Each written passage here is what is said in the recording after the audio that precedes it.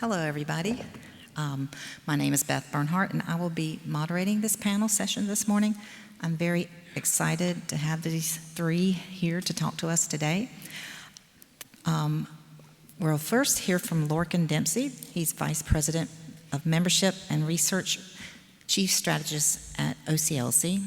Then we'll hear from Jason Price, Director of Licensing Operations at SCELC. And then Alicia Wise, Director and Consultant Information Power. Each speaker will have about 10 minutes to speak, and then we'll take questions from the audience. Hope you enjoy this as much as I am. Thanks.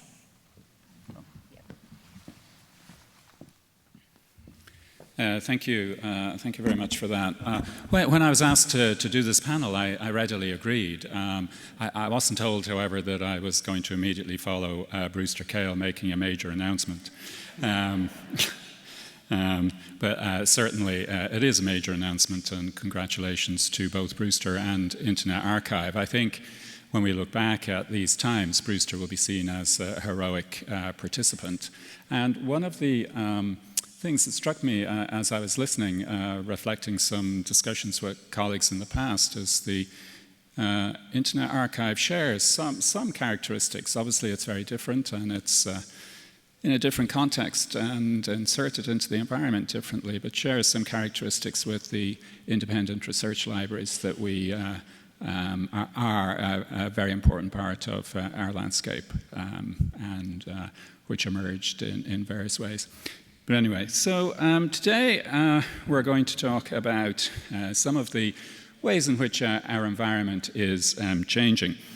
I am speaking first. We've had extensive discussion about what we're going to say, the shape of this session, and basically my job is to provide relatively content-free hors d'oeuvre in preparation for the main event to my left. So I'm going to talk very quickly about three contextual areas just to set some background, and they are colleges, consortia, and collections. So I'm going to say something very quickly about colleges, about consortia, and about collections, and then the focus will shift very much to thinking more about open access.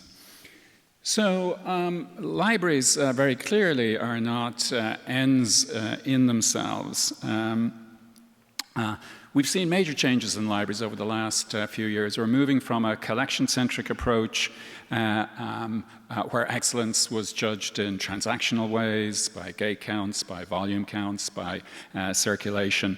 We're moving very much towards various engagement-based models where the library supports the teaching, learning, and research flows in various ways, supports community engagement. It really is thinking about how it's inserted into the value of the institution in different ways. And in this context, library excellence is judged in a variety of different ways, and we're working through quite what that means. And this is especially interesting in a US context where there is massive diversification of higher education system. Where you have such huge variety. And I think historically we've had a view maybe that the research library was at the top or was the terminus of some evolutionary tree to which other libraries aspired. And we've very much moved away from that view because to be excellent now, a library has to support the goals and the missions of the institution of which it's a part. And if we think about those, we did some work recently with Ithaca S&R looking at how universities are thinking about themselves, how universities are positioned, and we suggested that increasingly universities have these three poles, and a particular university will be situated in relation to these three poles, and they're research, liberal education generally, undergraduate education, broad undergraduate education, and a career focus, helping people be credentialed, helping people be successful within the context of some path laid out by a particular career progression. And when you think about library services, when you think about library staffing, when you think about library stakeholders and the rest of the institution, each of these foci, each of these poles calls forward a particular way of doing things. New services like research data management, or thinking about instructional design in an educational context, e-portfolios, training and internship resources in a career focus. From a staffing point of view, new skills, new backgrounds, new expertise is being sought, whether they're pedagogical, whether they're disciplinary, whether they're data-oriented. And then the stakeholders within the institution that are important. So if you think about the library operation, increasingly it is within this context of thinking about student success, research support, career advancement, and from that there flow a number of choices about services, about staffing, and about partnership, stakeholder engagement within the institution. So we are operating in a diversified library system, which is increasingly looking to provide value within the context of its own institution. And those institutions are sharpening their mission, sharpening their focus in the current environment. One element of this reshaping or thinking about the library is an increased focus on consortial arrangements. And if we think about that, there are four big drivers, I think, for consortial activity. One is to scale capacity, whether that is content negotiation, whether it's resource sharing, whether it's building shared systems. Libraries want to scale capacity. Another one is to scale influence, to lobby, to promote, to advocate, whether it's around open access, whether it's around libraries generally, whether it's around a particular need or focus.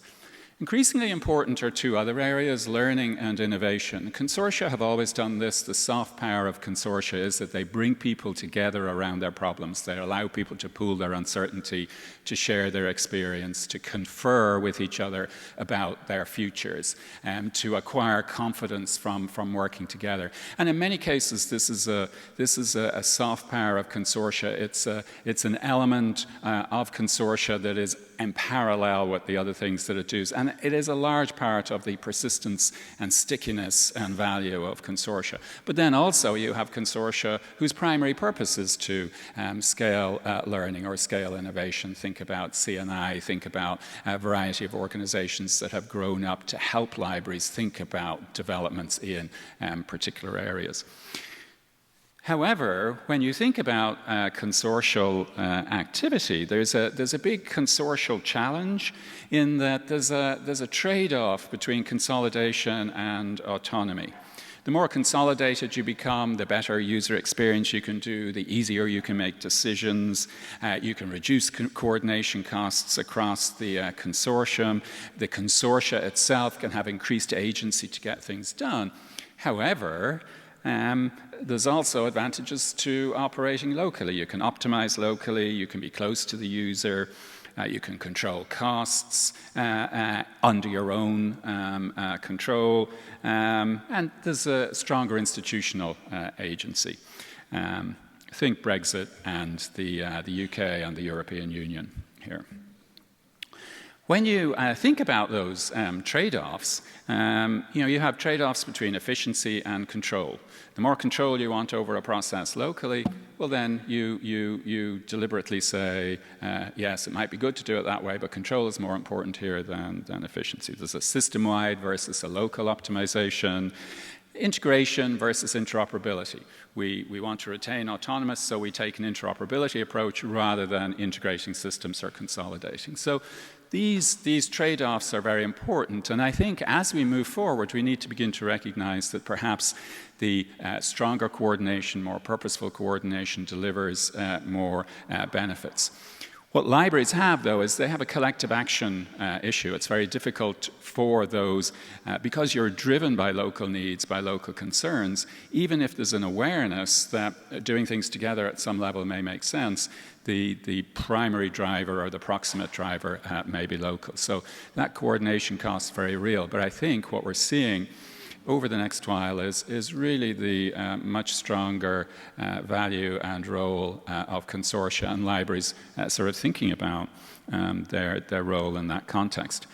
I just put up as an example some work that we recently did with BTAA, where looking at collective collections, looking at the aggregate responsibility for print collections across BTAA, and actually in the report we did recommend that they look strongly at controlled digital lending. But the BTAA leaders have endorsed a vision of a collective collection, that they should manage their collections together and work towards that, and that's an example of this moving forward. Now, putting those two things together, the work, the University Futures work that I mentioned earlier, and thinking about consortia, if you look at how libraries are situated across these three poles, and if you look at that from a consortial point of view, you actually get quite a nice way of profiling consortia. And this has an obvious relevance in the context of, Gwen Evans' discussion about read consortia or publish consortia, the degree to which there's research activity within a consortium, to the degree to which they're largely consumers of the literature. If you look at BTAA, you see a very strong focus on both research and undergraduate education, broad-based undergraduate education. Slightly less focus on the career strand. But this profile, quite if you look at other research library consortia, this profile will be similar. Strong liberal education and research interest, some career. This is actually PALNI. This is a consortium of private colleges in Indiana. And here you see a much more read profile, because very strong liberal arts focus and quite strong focus on career readiness, but much less strong focus on research activity. Looking at a broad variety, here's a profile of PALSI. Now, in another version of this, I have Ohiolink in there. Ohiolink has very similar profile, but very strong research institutions, very strong liberal education institutions. You think about across that part of the country, various liberal arts colleges, but also strong focus on undergraduate education. But then also many institutions that really have a strong focus on career readiness, career preparedness. Okay, so if you think about higher education, quite diversified, increasingly thinking about mission purpose, library, thinking about creating value within that context, thinking about consortia. We have consortia that have increasing role. Interestingly, though, then consortia have a variety of different profiles depending on largely historic concerns, the ways in which they were put together. And one of the interesting things is sort of looking at futures in that context. If I'm a consortium of very like-minded, similarly situated institutions, then I can position myself as a sort of general infrastructure, as tackling a set of common problems. If I'm a consortium of very different institutions, well, then maybe I'm looking more for intersections, for the ways in which their interests converge. So quite interesting in that context. So at the same time, we have colleges, consortia, and then collections. I think over the last few years we've been seeing a big move in how we think about collections. And I think this is sort of something that people in this room are very familiar with, but maybe hasn't become as explicit as it might. And one way of characterizing an element of this shift is what I've called a movement from an acquired collection to a facilitated collection. So historically, the classic library, you had print logic driving things. Things were purchased. A good library was a big library. You put lots of things near people. As you moved towards licensed, you still had that acquired collection. You were able to license more materials. But effectively, the collection was something that an institution put its arms around, something that an institution acquired from outside. They purchased books, they licensed materials, and then they made those available to users. In a network environment, and that was a model when the library was central to information behaviors of users. And we've seen a good example of how that is no longer the case. The impulse, the desire to weave books into the web, the impulse, the desire to put library links into Wikipedia, the impulse or desire to syndicate broadly library collections comes from the fact that now the network is at the center of our users' information behaviors, their creation behaviors. And the library needs to think about how it is present to those, but also what types of things it does for those types of users. So in this context, we're moving towards thinking about much more of a facilitated collection, which is driven by a network logic, where you want to meet research and learning needs in the best way possible, where you want to assemble resources that meet those research and learning needs in the best way possible. And historically, we've seen a move in this direction. You had the owned collection, and you had the borrowed collection, you had the licensed collection. Recently, we've seen demand or data-driven collection, which is an interesting inversion. Historically, the collection drove discovery. We're now seeing cases where discovery drives the collection, or data drives the collection, thinking about what one should do. We've seen in recent years big focus on shared print collections. We've seen shared digital collections. DPLA was mentioned a moment ago. And also we're seeing greater attention to thinking about aggregating research data, aggregating preprints, aggregating elements of the scholarly record. So together, on the top line, those are all examples of collective collections where libraries are coming together to think about how to manage resources in a collective way. But then overarching, looking over this, we've seen this external collection that libraries are increasingly facilitating access to. So pointing researchers at Google Scholar, including freely available ebooks in the catalog, as we just heard, providing access to open access materials, to open educational resources, creating resource guides for web resources. If you, for an example of change that doesn't tend to be discussed, just look at resource guides. They're like those things that Star Trek tribbles. You know, you have one or two resource guides in a room, you close the door, you open the room, and there's 500 of them. Libraries are covered now in resource guides, but the emergence of resource guides really quite an interesting development, and I think a signal of how important it is for the library to demonstrate expertise, to demonstrate its obviously simple content management system, but also to demonstrate expertise, to show curating resources that may be of interest to the user, whether or not those resources are in the library, but thinking about that facilitated access.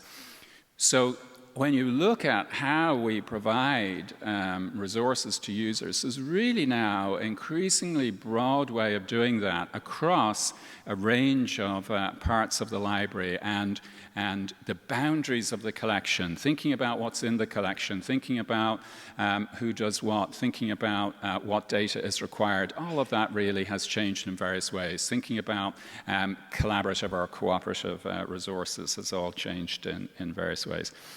One quite nice example, I think, of this was given in the University of California discussions around Elsevier when they produced this little guide to thinking about alternative access to Elsevier articles. So in effect, all of these are aspects of facilitation, putting open access plugins in, looking on ResearchGate, Google Scholar, various other places. So the library is actually guiding people towards places where they might be able to acquire articles which have been published in Elsevier journals, which are not actually part of that acquired collection, the collection that the library manages. So I think all of these things have been happening, are happening, continue to happen, but just interesting to see that codification of them. So I am now going to hand over to Alicia.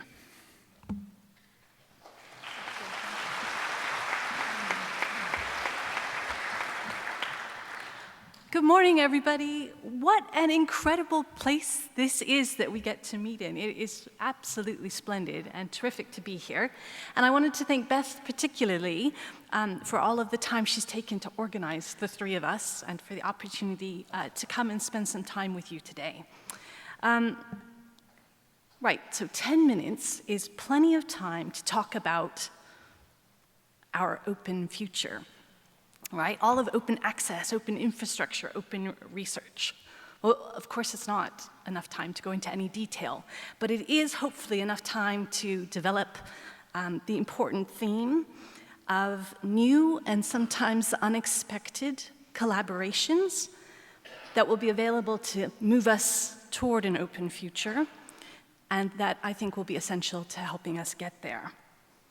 Now, you may be sitting there convinced that an open future is the perfect, beautiful peacock, the glorious and most fine thing to be aiming for.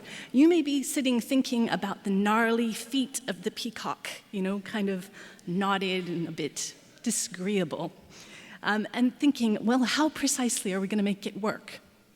That's cool. Whatever your starting perspective is, this is precisely why it's a journey that we should undertake together, to pool creativity and risk along the way.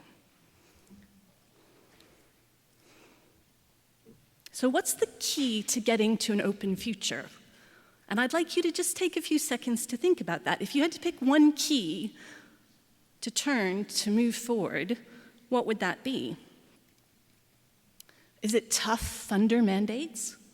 Is it tough institutional mandates? Lots more money? Canceling big deals? The elimination of publishers, or maybe just commercial publishers? Thriving library presses, institutional repositories, standards, community-owned infrastructure? What's your key? For me, it's always about people.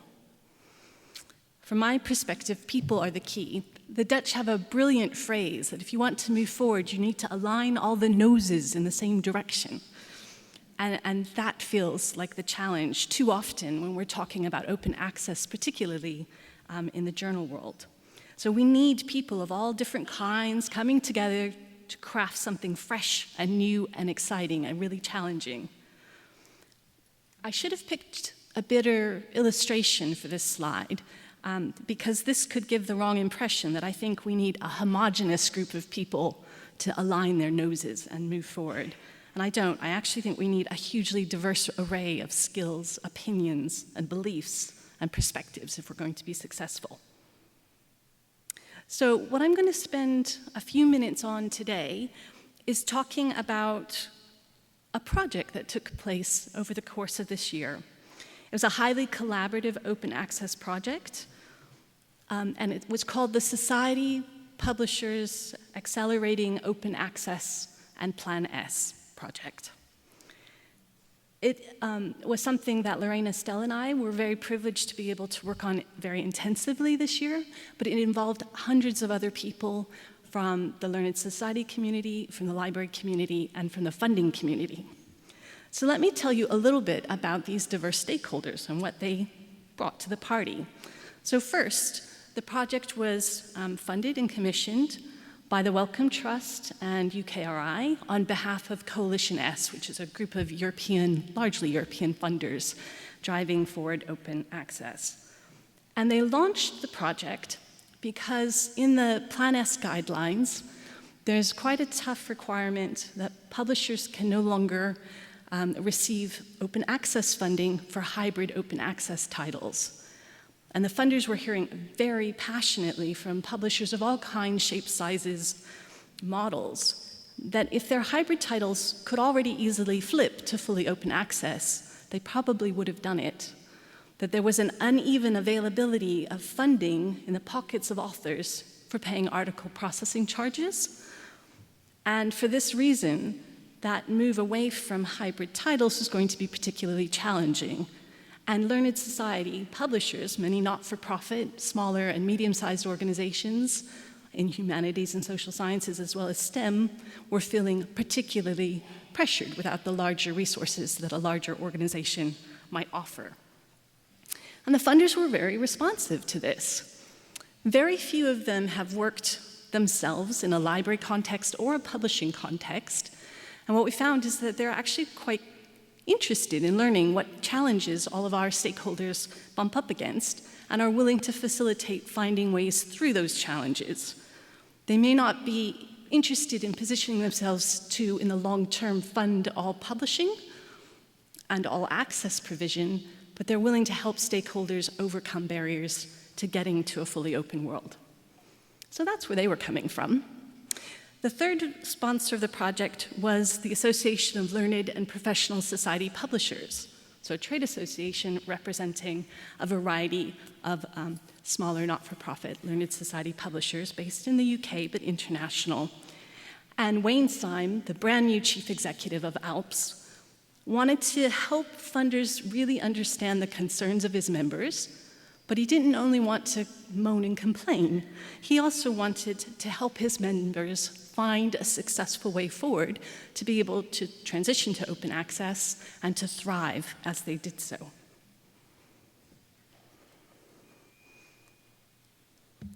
We also reached out quite early in the project to library consortia via the International Coalition of Library Consortia. And we were really grateful to the number who replied to let us know, and we didn't feel confident about this at the beginning, but they did reassure us that actually many library consortia are quite actively interested in supporting learned society publishers to make a successful transition to open access.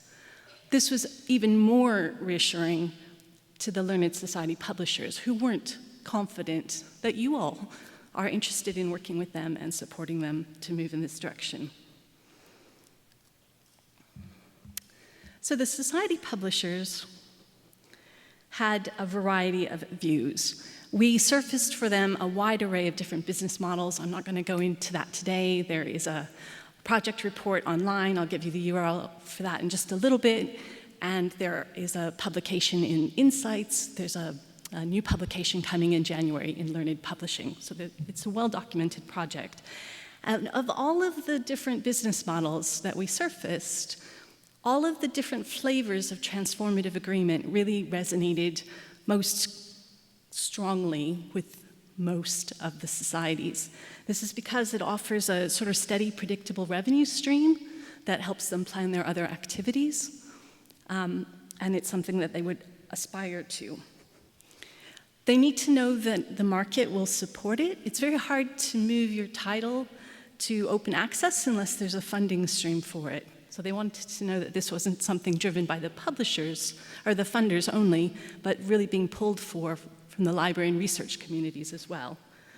And they were really hugely concerned about gaining access to consortia in, I guess, at least two ways. One is that many consortia prioritize doing deals with very large publishers. That's where they get the most bang for their buck.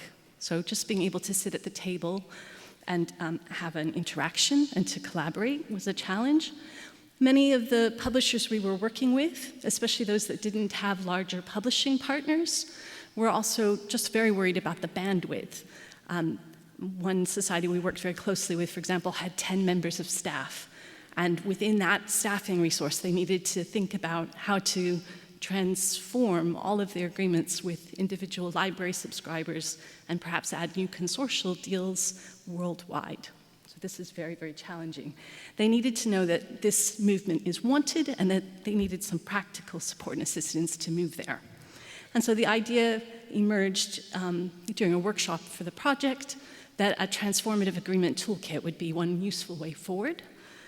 We worked very closely with librarians and society publishers to develop that toolkit. It's freely available online under a CC BY license, and it's now been piloted by a number of organizations. These transformative agreements that have been piloted and the toolkit that has been developed are perhaps a little bit different than some of the other models that are out there in the landscape at the minute. And this is because many of our participants were really grappling not only with how to move to open access, but of course how to manage the expenditure, the pressure that their library budgets were under. So by convening discussions between society publishers and librarians, there was a sense of decoupling those two issues, not because you could avoid the affordability and pricing issue.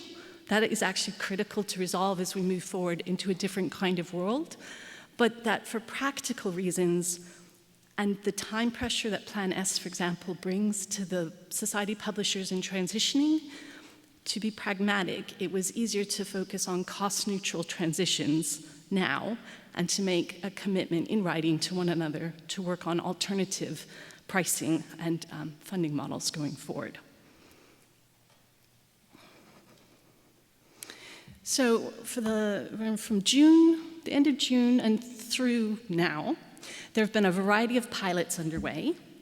3 of these have been signed into transformative agreements between national consortia and society publishers. You may have seen announcements, for example, by Call in Australia with the Microbiology Society and Portland Press, and JISC has announced their agreement with Microbiology Society now. There are a number of other agreements nearing fruition. They're out for consultation with consortium members.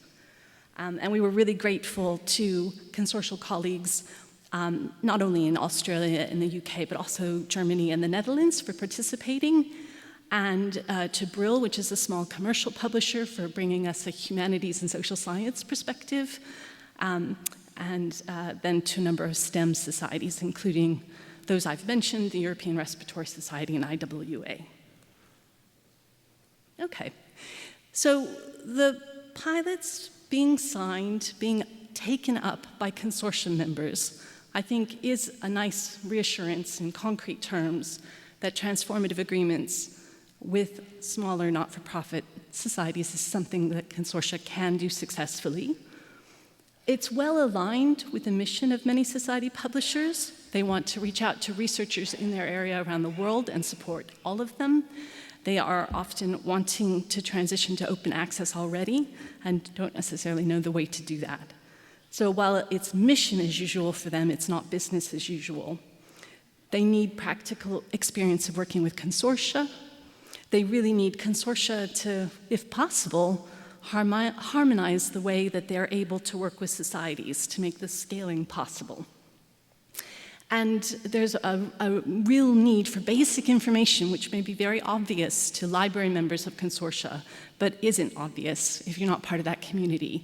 Who's in the consortium? Are they read intensive? Are they publishing intensive?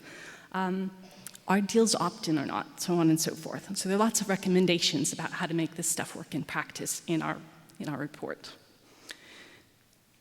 This is the report, and I've forgotten to put the URL. There it is. You won't be able to take that down quickly, but I can email it to you if you want.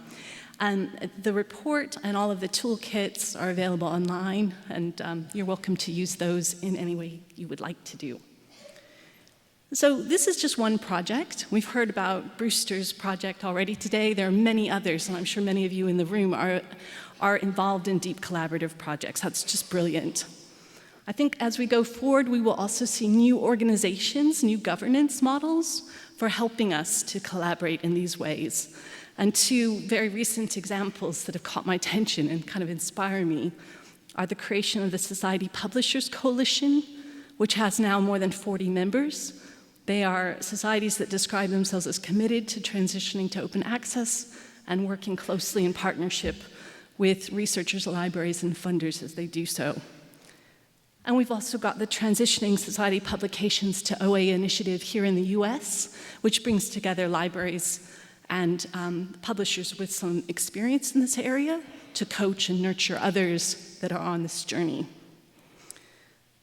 So finally, I think it's through systematically identifying and addressing stakeholder concerns, that was the starting motivation for our SPA Ops project. is what will enable us to change and to build an open future that works and works for all.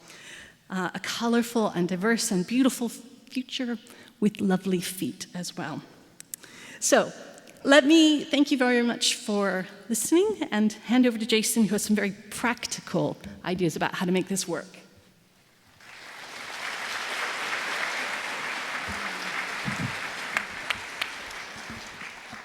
Okay, good morning. I'm afraid this is actually the gnarly feet portion of the presentation to some extent. I had a flashback this morning to my early days in Charleston, 2005 or thereabouts, and David Goodman spoke on OA and said we would and should and could move to a fully open access ecosystem for the journal literature, and that if we did so, we would save 70% of the cost of that effort. And all we had to do that was just change the way the money flows. Well, clearly that's not easy, and there will be winners and losers. And now, 15 years later, I'm seeing one example of a challenge to changing this flow as a major issue, which I'll focus on today. And that huge challenge I want to kind of call the read-to-publish funding gap. So while the examples I'll share are drawn from my recent experience at the Scalc Library Consortium, and the ideas and opinions are my own, I'll be leaning into the future in a provocative spirit of Charleston, despite being very new to the pursuit of transformative agreements.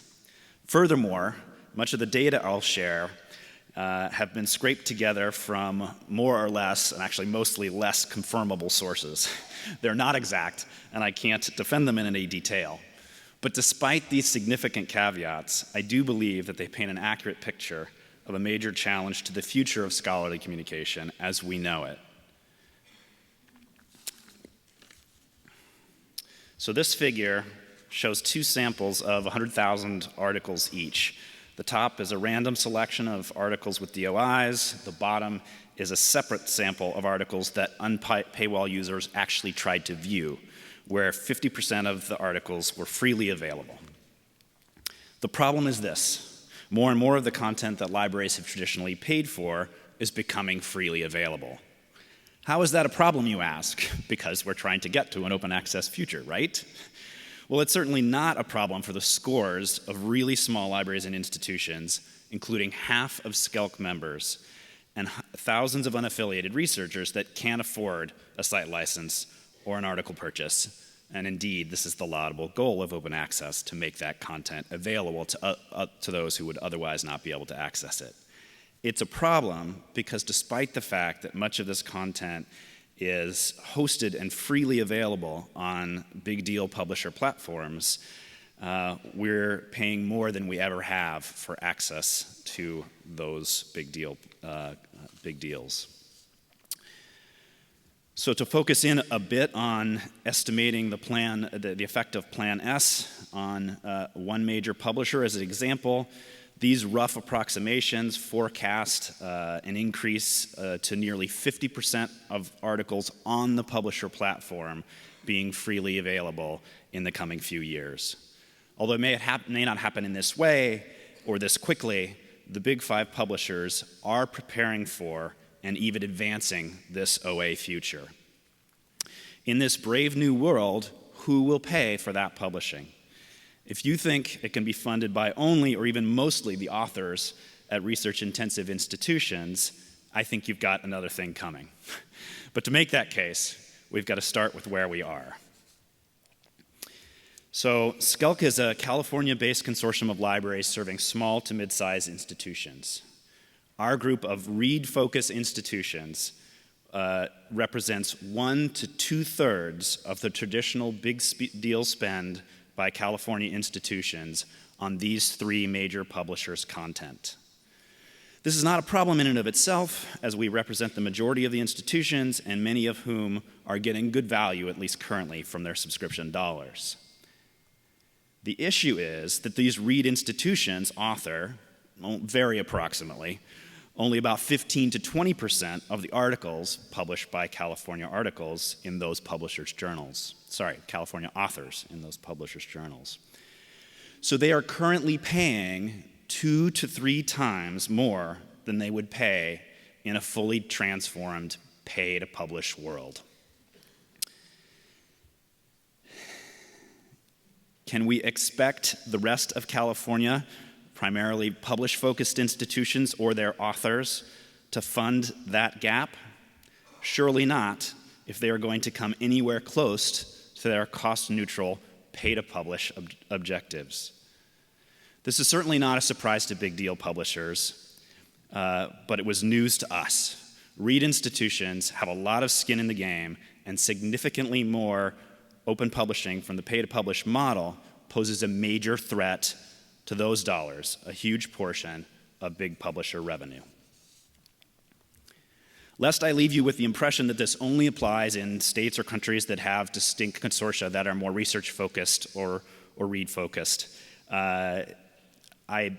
here's data from a fourth publisher that shows the same read-to-publish gap within our consortia that probably exists within consortia that include both types of institution. The read libraries pay 73% of the total cost, but authors at their institutions publish only about 25% of the articles. Sound familiar? These libraries are paying nearly 3 times more than they would under a fully transformed pay-to-publish model.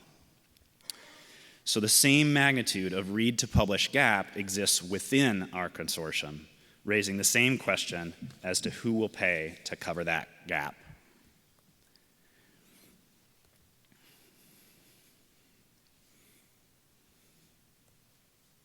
So here's the collaborative imperative as I see it. We need to work together to find a way to transition the current system in a way that avoids the disintermediation of libraries and consortia. If we don't find a way and instead allow or even cause the system to implode, our role as stewards in the system will come to an end. We will cede our financial influence to individual authors who will not be able to negotiate as a group to control costs or to seek to manage the system for the good of the many, as we have attempted to do in the past. To put it in a binary way, we have a choice. We can choose to collaborate or choose to go it alone. To collaborate, we'll need to partner with published consortia and institutions to support the transition. This will presumably require that we figure out how to make continued big deal investment beneficial to read institutions. Alternatively, we could choose to go it alone, and some probably will, leveraging the decreasing value of the current read subscriptions to lower our costs. But this seems really likely to lead to disintermediation in the end. So now I'll shift focus to our current efforts to prepare for this challenging future, one renewal at a time. Looking at actual decisions libraries and consortia have to make now for each multi-year e-journal package renewal that they negotiate. How do we handle each one of those in light of this growing OA article availability? We have to figure out what our subscribers want, to figure out their priorities. More specifically, we have to decide, do we renew? And if so, for how long? And under what financial and transformative terms? So in a quick and dirty effort to establish the current priorities of our subscribers for a particular package which is up for renewal, we asked them to rate and to rank the importance of 3 objectives. So here you see that more than 9 out of 10 indicated that the lowest possible increase was extremely or very important. Half responded that protection against reduced value due to OA was very or extremely important. And yes, about 4 out of 10 said that support for OA publication was very or extremely important too. When forced to choose, 8 of 10 libraries ranked lowest possible increase as most important, whereas less than 1 in 10 ranked support for OA publication first. More than half the subscribers ranked OA price protection section and support for OA publication last. But when we asked them more specifically, which financial returns do you prefer for this renewal? And when forced to choose between those two specific options for the length and annual increase, an astonishing 1/3 of the subscribers selected the shorter term with a higher annual increase. We found ourselves in a bind like never before. In the past, we had always been able to reach overwhelming agreement on one of two options for renewals when provided with them. So what could we do? And this is the kind of decisions that a consortia are going to have to be facing in various ways. We have a decision. Do we accommodate or do we compromise? Do we try to convince the publisher to offer both options and let the libraries choose? This leads to two groups with different objectives and doesn't maintain our collective soft power nature. So the other option is to negotiate a single compromise option. In this case, working with the publisher, we were able to negotiate a single compromise, a 2-year option, and address those transformative aspirations with a shared commitment with the publisher to develop those transformative options for the next renewal.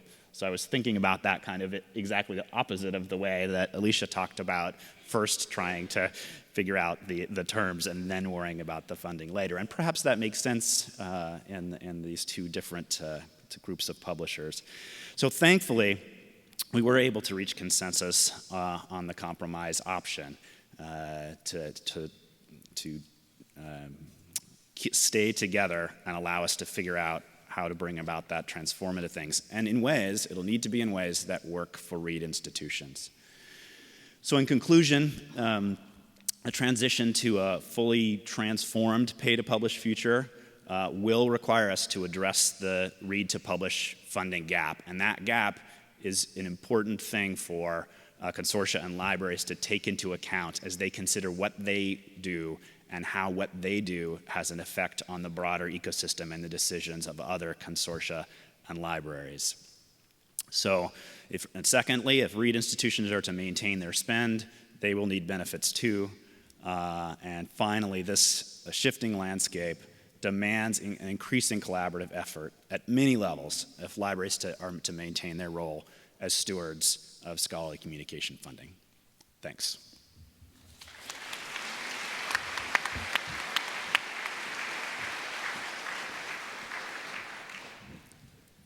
Thank you very much, everybody on the panel. We appreciate it. So if you would like to ask questions, please come up to the mics for our panelists. Thought that was very interesting. Hi, go ahead. Hi, Jim O'Donnell from ASU for Jason. Very interested in your gap and would like your comments on what we know from publicly available information about negotiations of very large research institutions trying to get transformative agreements and discovering that if they move towards a publish and read model, they wind up being asked to pay more money, a lot of money, because they are the ones who are now being subsidized by the read-only institution. I guess, is that a fair interpretation of some of what you're saying? I think it certainly is. I think as we ask why some of those negotiations have stalled and been a real challenge, what we are recognizing and what I had a sense might be true was that it was going to affect the money and it put the read money and the money from our libraries at risk. What I didn't realize was the amount of the funding that was coming from these libraries and the extent to which that gap has somehow got to be addressed in order for those efforts to move forward. And so if we want to support those efforts as libraries, we have to figure out a way to support that gap, to address that gap.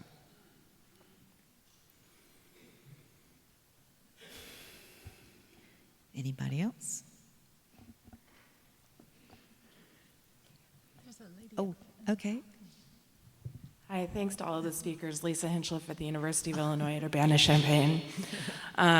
Lisa Hinchliffe.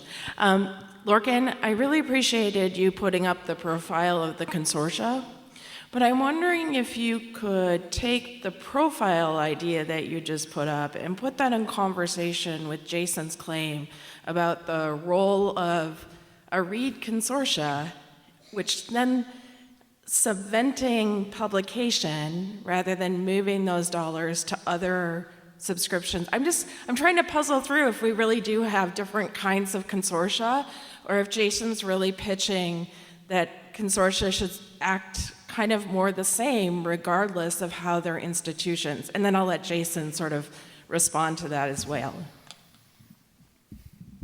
I think that's a question for Jason.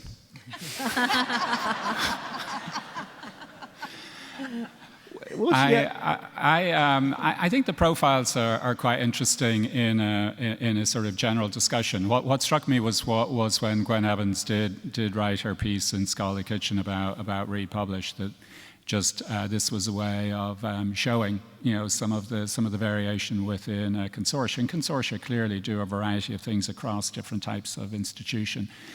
This was a slightly later version of the file where I actually had the Ohiolink picture in, which sort of a bit like the policy one, except it's more three-pronged, as it were. You've got Kenyon and Worcester and Oberlin down one end, then you've got Case Western, Ohio State up. So that's more pronounced. From the point of view of the specific discussion about negotiation and deal and so on, I might pass over to Jason. So it's definitely the case that some consortia have institutions that are more similar within their membership, and others consortia have a much bigger range. And consortia of research institutions publish a lot higher volume relative to the amount that they pay than do the many smaller institutions, and that relative number is really different. And it seemed to be consistent, at least as I've looked across various publishers within SCELC.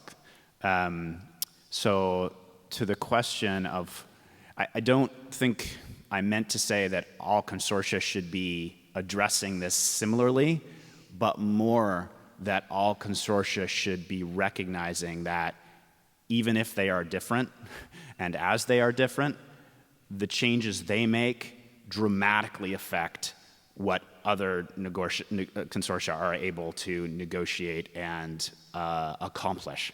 Because this move to open is not just about something that affects us, it's something that affects the world. So that's the fundamental difference. And I think we do have to see that there are consortia that are primarily made up of institutions that don't publish a lot.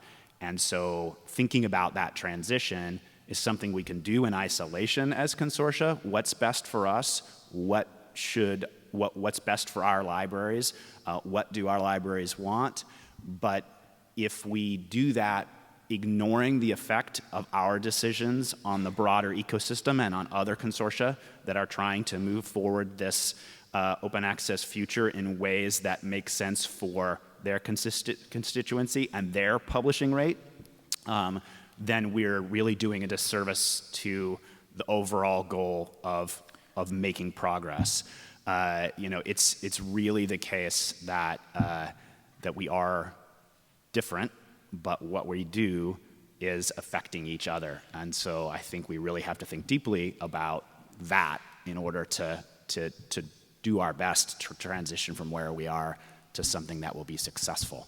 And so in California, we've had a lot of support for the UC system and what they're trying to do. The question is, how do we, as a READ consortium, support them in real substantive ways? And what I'm suggesting is that the answer to that is it's important that we recognize that whatever we do will affect what they're able to do, and that we need to make those decisions in ways that are mindful of that and potentially working together with them, because it's open access is open access to one big world. Right? I mean, there is a related dynamic if you think about the characteristics of consortia and the discussions about shared print, where again, a institutional mission may play into a view of responsibility to scholarly record on one side, but then you also have the long-term view about how a region or a group will pay for a more consolidated print resource, and then over and above that you have the access considerations. I think this question plays out in a number of areas which are under discussion at the moment, where you're seeing institutions coming in that maybe have slightly different characteristics based on their mission. I mean, one other thing I think that's important to say is this, the argument I made is in the context of an APC-focused future for OA, and that's the immediate future that we're facing right now in some ways. Many folks believe it's not the best way to do it, and there might be other options, but that's what we're having to address now. And We have. Hi, my name's John Dove, and I have a question. I have to say, if you're paying a lot of attention to open access these days, and you're not confused, you're probably not paying attention to what's happening in open access.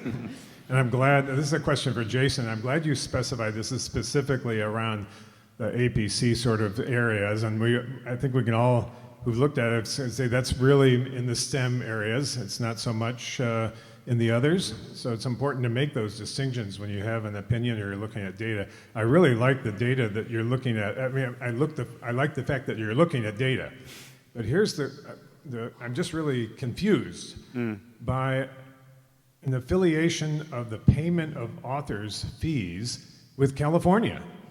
The payment of a lot of the STEM APC fees are coming from the foundations, from NIH, from the Gates Foundation. So why are these California costs? Why aren't they actually costs coming from outside of California? Well, so I didn't say, due to time, that I was sort of looking as California as a microcosm, as a country in and of itself that might be needing to work together. But the funding, the way that we looked at those numbers, that's the funding coming through the institutions in traditional big deals. So certainly some of the published institutions are spending, and their authors are spending more money coming from other sources to pay APCs on top of those traditional big deal spends. But ultimately, when we look at the biggest portion of the money that's going to the major publishers for this content, it's still read access subscription money. And so we were looking at those dollars and saying, how would this change if those institutions, if those libraries, institutions, and or authors from those institutions, based on the amount that they publish, if their publication was to be covered as part of a read and publish agreement or a fully publish focused agreement. And so that's the goal of Transformatives, is to get from read-based to publish-based funding. And so or to shift the funding that's currently being paid to pay to read to be used to pay to publish. And so that's what we had to look at. I hope that helps. And listening to this conversation is really interesting. Consortia have traditionally done banding within their members to apportion costs. It's beginning to feel like this community is starting to have a conversation about how you do banding across consortia, across countries potentially, how you agree amongst yourselves what you each will contribute. And this could be done not only at the consortial level, but in discussion with funders as well.